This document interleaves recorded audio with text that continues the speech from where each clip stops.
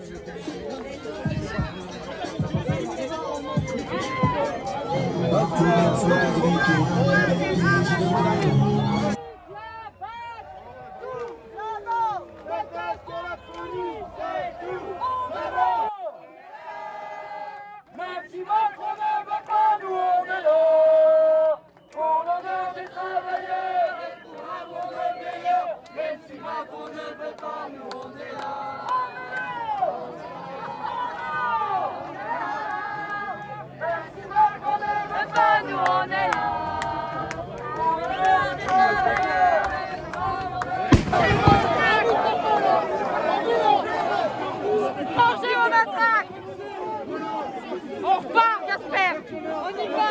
Les gens qui ne sortent pas. S'il te plaît, maintenant.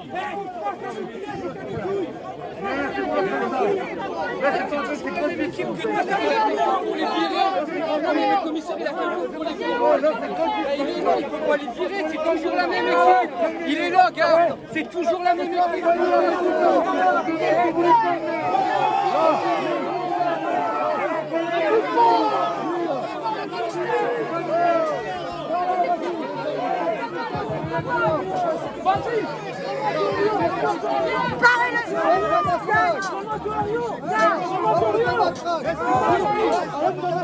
Allez les gars, ça sert à rien les gars.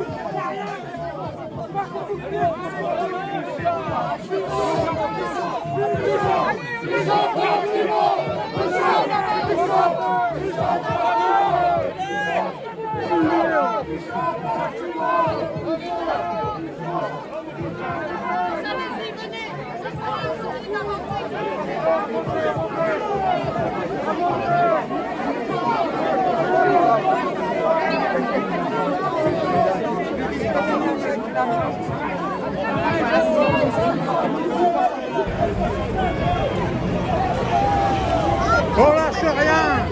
On lâche rien.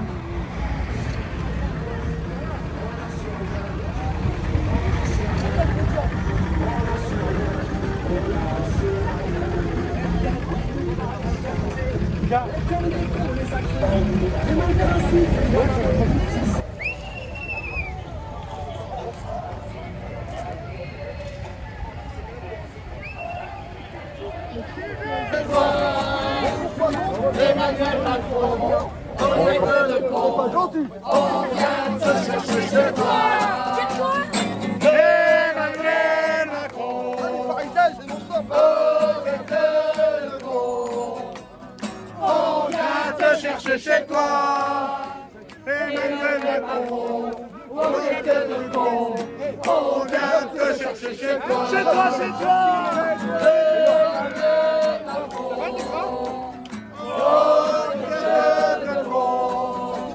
On vient te chercher chez toi.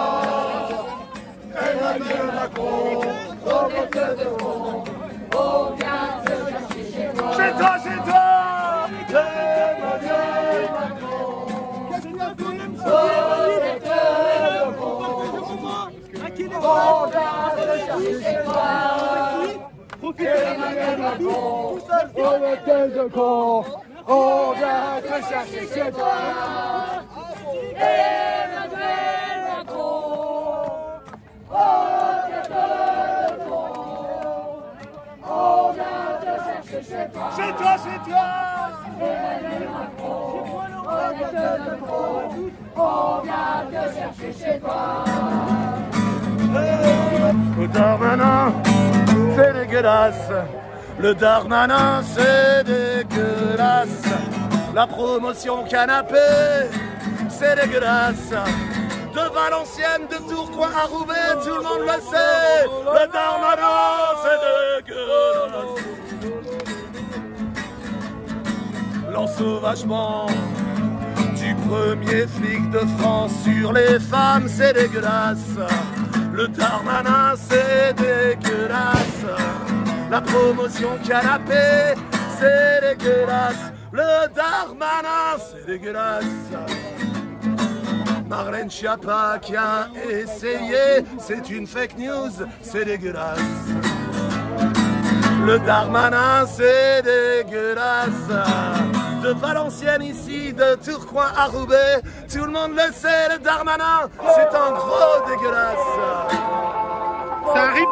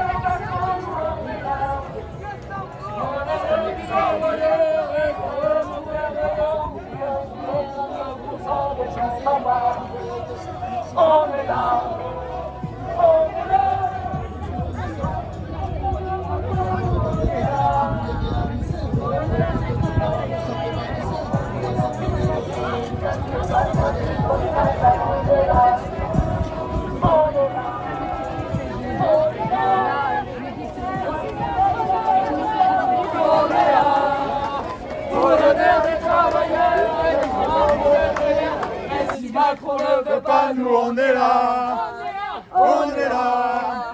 on est là. Même si Macron ne veut pas, nous on est là.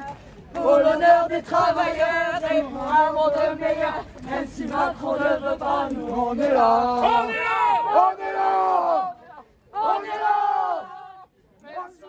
Vieux, comme le disait admirablement Simone de Beauvoir, étant improductifs, c'est pas la peine qui nous encombre dans l'espace social. Donc il faut les encager, il faut les mettre dans des cases, il faut les éloigner du centre des cités. D'ailleurs, vous avez remarqué que les EHPAD sont effectivement très loin du centre des villes. D'autre part, il y a une gestion des EHPAD qui pose beaucoup de problèmes. On aura peut-être le temps d'en parler aujourd'hui. Mais c'est quand même un investissement pour des sociétés, c'est des sources de rentabilité, c'est des CAC 40, etc., etc.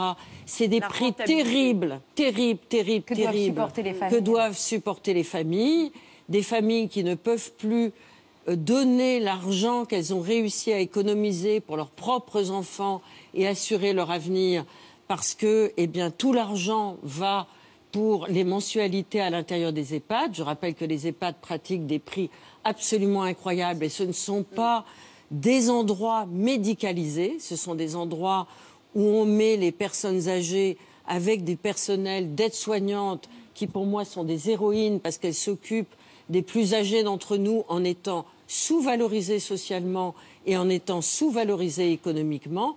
Mais alors où va l'argent?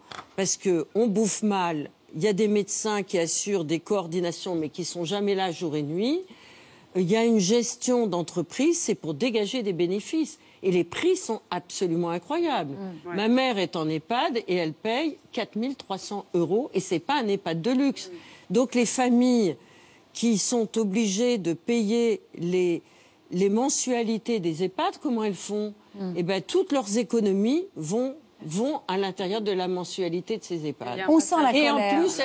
Et en plus, ces aides-soignantes qui sont vraiment les héroïnes du quotidien pour moi, parce que j'ai eu l'occasion au cours de cette enquête de vivre avec elles, de vivre dans les EHPAD, de regarder comment elles travaillent, avec quelle douceur, avec quelle compétence, avec quelle qualité d'accompagnement elles s'intéressent aux personnes âgées qui sont des sources de mémoire absolument extraordinaires, qui ont des tas d'histoires à nous transmettre, à nous, toutes les générations antérieures. Elles sont généralement dévalorisées par leurs copains et par leurs copines, parce qu'aujourd'hui, être aide-soignante, eh bien, c'est quelque chose qui n'est pas sexy, alors que ça devrait être revalorisé, évidemment, sur le plan économique, mais aussi sur le plan du regard qu'on porte vers tous ces accompagnants et tout ce qu'on appelle les aidants.